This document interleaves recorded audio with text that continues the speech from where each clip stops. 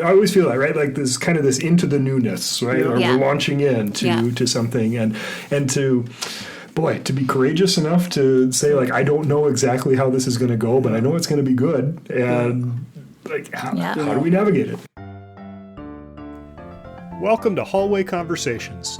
We're a trio of educators who have plenty of questions about teaching and learning and school culture, and we believe in the value of reflection and collaboration as we seek to keep growing as teachers.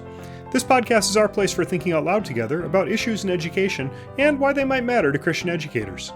Welcome to the conversation.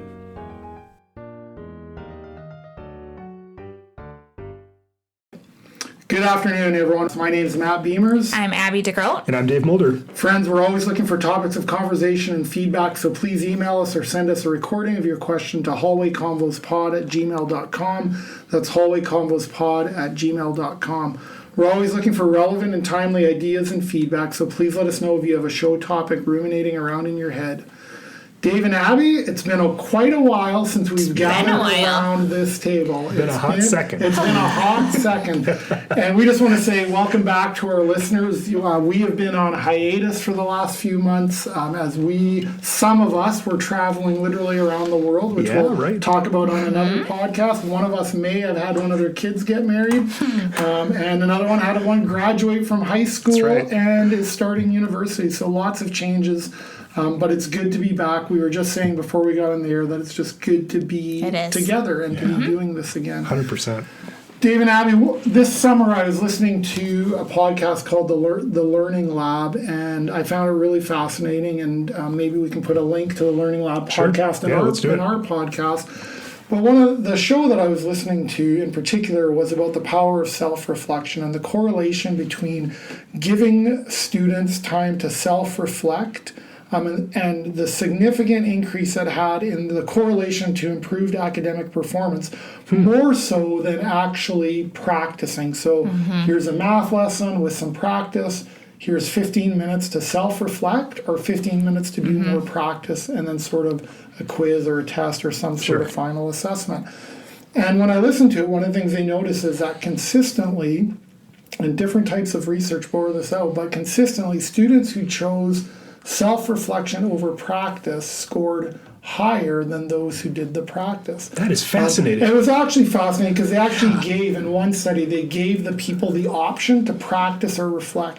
And 80% of the participants chose practice. Yeah, because that's the conventional wisdom, because that's the conventional wisdom, right? Is more is better, right? Like if I practice more, I'll do better. Yeah.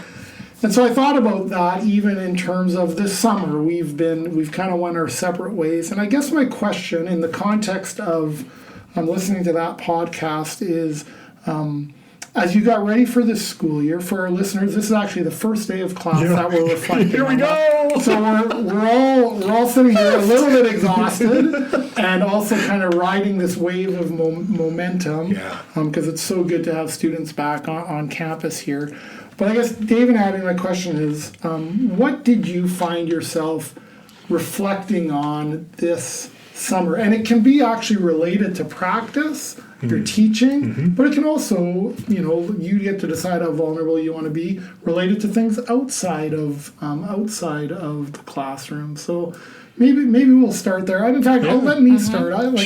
My daughter Emma got married this summer, and I found myself reflecting a lot. Just on my role as a dad, my presence in her life, and at times I found myself a little bit despondent because maybe it's human nature. You think of all the times that you made mistakes and you wish you had do-overs, and I think about that with the classroom as well. But I also found myself just reflecting on how much she, and all my kids, but how much she in particular has blessed me over the years. And in the end, I think what that led to for me in my own practice as a dad is we have one daughter who's in grade 12 this year, a senior.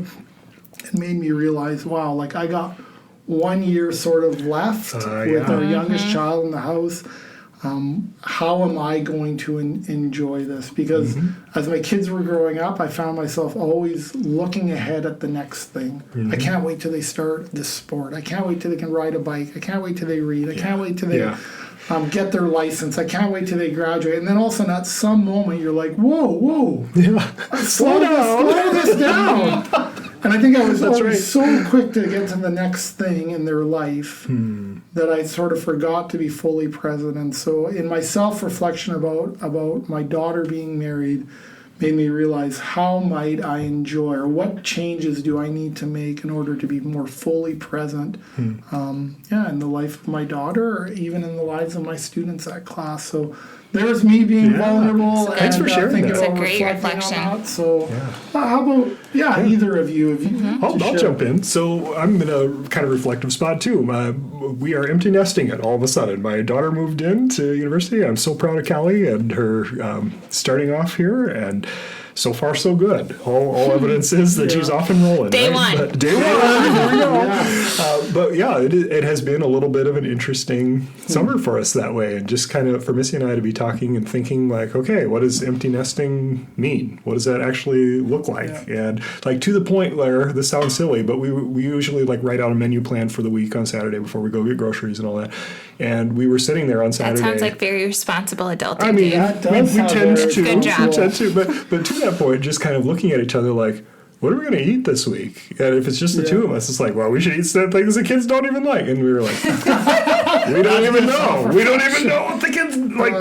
You're just so wrapped up in that, right? And so it's just been really interesting for us to just kind of navigate that, and for me to be at that spot where it's kind of like, and I love my kids. Like it has been such a good summer. You love your kids, right? So we can attest. It has been so great having both of them home this summer. Yeah, and now we kind of had that moment like, was that the last summer we have both of them living at home? Yeah. It might be. Yeah. And okay. So we're in this new chapter, right? And I always feel that, right? Like this kind of this into the newness, right? Or we're launching into something, and to be courageous enough to say like, I don't know exactly how this is going to go, but I know it's going to be good. And like, how do we navigate it? Yeah. When you were making your menu and thinking about food your kids don't like, did you put Brussels sprouts? This came up actually because I love Brussels sprouts. Oh, they're so good. Right? Have you tried yet our recipe that we recommended last year?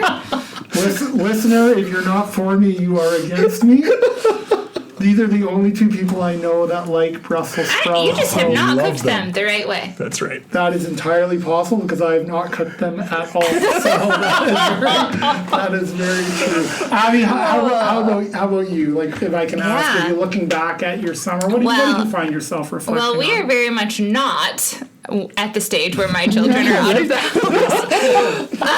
My kids just started 7th, 5th, and 2nd, which I do feel like is a really sweet, like I've got 2 years, right, where they're all in the same building, and my youngest is, I mean, he's reading and pretty self-sufficient. This is where I always say you're between the D's, right? No one's driving, but everyone's out of diapers, so you're between the D's. That's such a sweet spot. Totally. And I also, in December, I turned 40 this year, and so I just find myself at a bit of a kind of, I don't want to say midlife crisis, but very much thinking about, okay, where am I? Right. And part of that, and you'll hear about this more this season on the show, is I had the opportunity this summer to go to Spain and do something that's been on my bucket list for a while, which is walk the Camino de Santiago with a couple of our colleagues here. And it's really an ancient pilgrimage. Yeah. And so we walked about 75 miles. 120 kilometers or so, and the practice of reflection is so built into that experience that you can't help but not. And one of the things, and I thought a lot about education, and we'll talk about that on the show when my friends are here who walked with me, but personally, also, there was a day when there's a section of the Camino called the Cristo Ferro, and you literally take a stone from your house. So I picked one up at my house before I left, carried it with me to Spain, and there's a cross. It's a very rocky, hard journey, and it was the first day we walked, so we weren't really in shape yet, but you walk this path, and then you leave your stone and whatever that symbolizes literally at a cross. Whoa. With just a huge pile of everyone else's. Mementos, stones, messages. And then there's a little chapel there. And so our group did that, and we left things, and we had a little time of worship, and we prayed together. And it was a great reflection on what is mine to carry? What do I need to be laying down? Whoa, yeah. What kinds of things are serving me and not serving me in my faith life and my motherhood and my teaching. And it was just a really good time of reflection. And I actually came back with a lot more joy to some things that I love, that I figured out, this really is my thing. And I've been able to say no to a couple things, or even just be like, that, you know what, that's not mine. Yeah. Wow. So people can ask me how something, I don't know, that's not my responsibility. Right? I feel like I can say awesome. That a little bit more freely. So that's where I did a lot of reflecting. Yeah, that's interesting. Thanks for sharing that. Thanks for your vulnerability with that, and looking forward to hearing more about that with your traveling partners. That's interesting. You talked about this. Bev is my wife, and we've talked a lot about like what is ours to carry, and it's hard because I think we feel that as parents, we feel that as teachers. Somehow it's hardwired into us that, at least for me, and this is part of who I am, is that somehow I am responsible for everybody else's happiness. Like whether it's in a classroom, I felt that in my first class today, and it was a wonderful class, right? But it's like, this is all mine to carry, the culture, everything. And for sure, there's some of it is like, but it's I think trying to figure out, to discern how much of it is to carry. And it's not to throw it all off, but to say, hey, like, what if this is mine to share? And like I said, whether, as I said at the beginning, even mistakes we've made as parents or as teachers, right? To say, how do you carry it? How do you carry it well? What's not to carry? How do you give yourself grace in that? Abby, I can come back to you. I know it's your 18th year of teaching. And guys, I realized today that my first class of students in high school are 35. That's what I realized today. Or 36, some of them. How are you doing? Yeah. I know. I had that realization on the phone with my husband this morning on the way here, doing the math. Right. My first students are 46. Okay. Yeah. Well, that's better. No, that's not better. Makes me feel better. I'm trying not to reflect on my first year of teaching too much. But can you just, we have a lot of listeners from different demographics, but some 30, 40, 50. I don't know, like what is that like? Can you just talk a little bit more about, that's a milestone, year 18, your birthday and turning 40, in terms of even like, as you reflect on your practice as a teacher, and just, I don't know, like what's different about the Abby DeGroot in her 18th year, and maybe not even your first year, even 5 years ago or 10 years ago. Can you share a little bit about that, to put you on the spot? I think I'm much more intentional than I was even 5 years ago. Part of that is college, the design of college, right? You have to be, we were just talking about our 50-minute class periods. When you only see your students 3 times a week for 50 minutes, you have to be very intentional with your time. Part of that is you have to have a syllabus for the entire semester published on day 1, right? Which isn't a thing in K-12. No, that's right. So you have to be, so part of it is my context. But I also think part of it is just getting better at my craft, realizing the importance of interactions and of environment and of the power of formative practices in a classroom, rhythms, and how you're communicating through pedagogy and not only through content. Yeah. Abby, was there a piece of feedback, and if not, that's fine, but a piece of feedback or a moment that you found yourself reflecting on that led to you sort of saying, I want to be better at this? Like, I know, knowing you always are striving to improve, and I know that, but is there I don't know whether it's a principal, a colleague, or a moment? Yeah, I would say my first 2 years were very hard, right? I was, like, if you do the math, I'm 40, my first students are 36, 35, right? Like, the joys of teaching high school. So I remember going home those first 2 years papers. I would drive home and just read. I think my biggest critics were the students themselves, right? Like, and not only, like, not directly critical of me to my face, but behavior, right? Right. And so I questioned a lot. Am I any good at this? Like, is this something that I should? And there were moments that broke through that, but I think I learned that I have to somehow show them that I am on their side. How do I do that? Right? Because I can't fight with these kids. No. I'm not doing this like that's the worst. no way to be as a teacher. And so I got very sick of that, like a combativeness, you know, and I was 22 and these were 17, 18-year-old kids that I was trying to teach American Lit to, right? I get it. And I'm much better now about being able to translate that. I don't think I was then, right? Can I ask one follow-up question?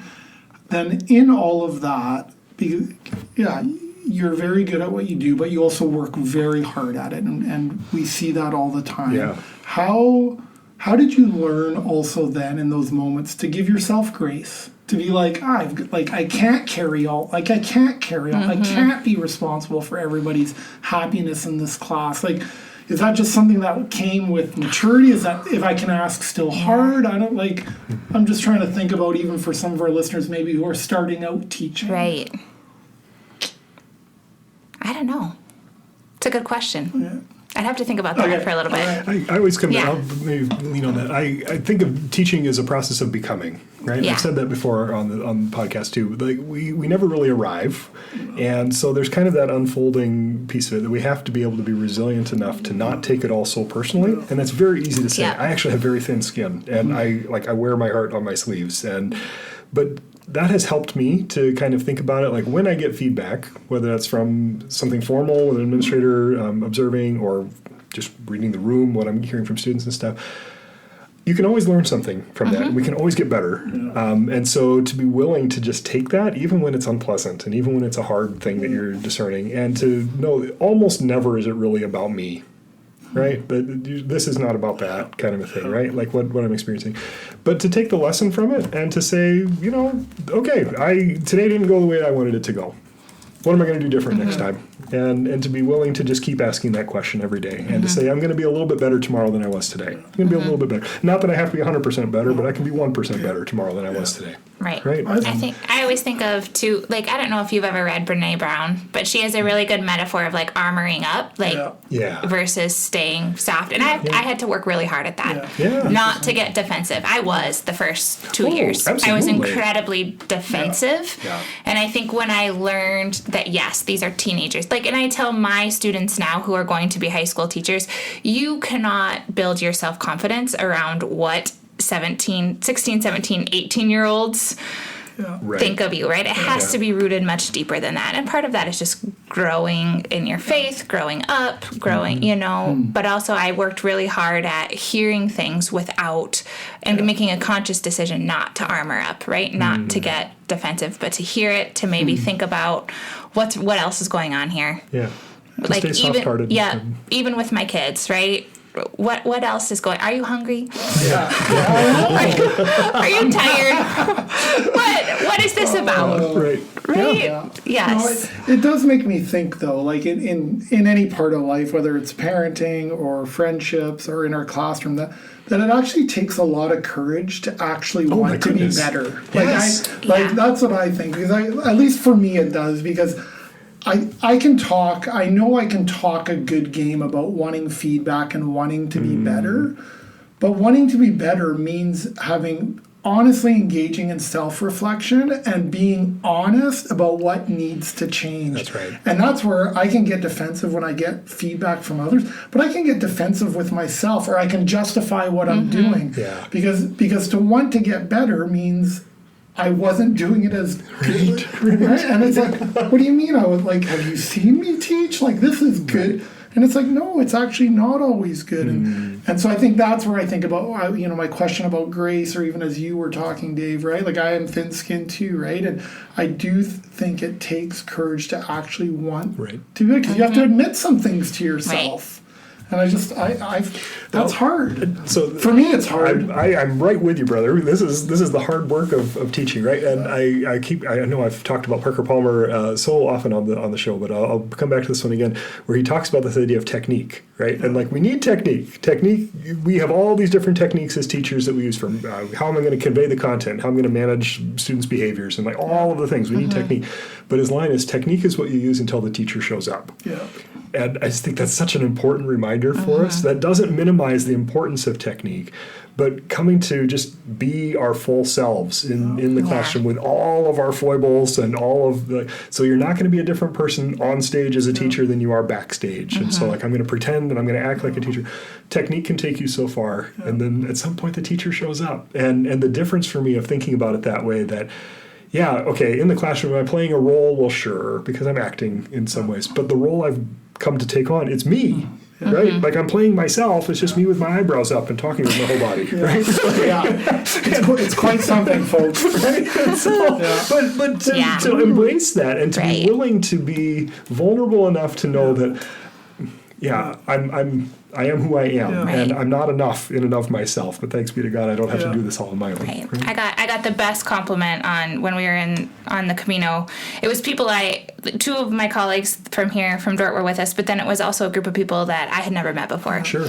And we were together all the time for 2 weeks, and so you get to know each other. Yeah. And also, I am an introvert. I can tend to be a bit introverted. She's not standoffish. But at the end, we did a really cool thing where we went around and just gave each other affirmations at the end of the week. And one of the people who had been a stranger to me 2 weeks before told me that she's like, I watched you come alive when you talked about teaching. Wow. Because it came up at dinner one night, and she said, your students are so lucky that you love it so much. And I thought that is the best compliment I think I've ever gotten as a teacher. And I think you're right that it is who you are as much as it is how. Right. Yeah. Well said, Abby. Friends, we know your time is valuable. I want to thank you for joining us today for another hallway conversation. We're excited for the season to come, and we hope that you join us along the way. And whether it's this day, this week, this month, or at the beginning of the school year, we hope the Lord gives you what you stand in need of. And we want to send you from this place with this blessing. So to our friends and listeners, may the road rise up to meet you. May the wind be always at your back. May the sun shine warm upon your face, the rains fall soft upon your fields, and until we meet again, may God hold you in the palm of his hand. Thanks for listening, everybody. We hope you have a good week. This podcast was literally dreamed up during one of our actual hallway conversations. Our music is by Ethan Mulder. Hallway Conversations is created and produced by Matt Beamers, Abby DeGroat, and Dave Mulder. Hey, we have a favor to ask of you. Would you be willing to rate this podcast or write a review in your podcast app? Or if you found this conversation interesting or helpful, would you consider sharing it on your social media? Those things really do help podcasters out, and we would be so, so grateful. Thanks for listening, friends. This feels good to be back in the saddle, you guys. I missed this. All right. No, I did too.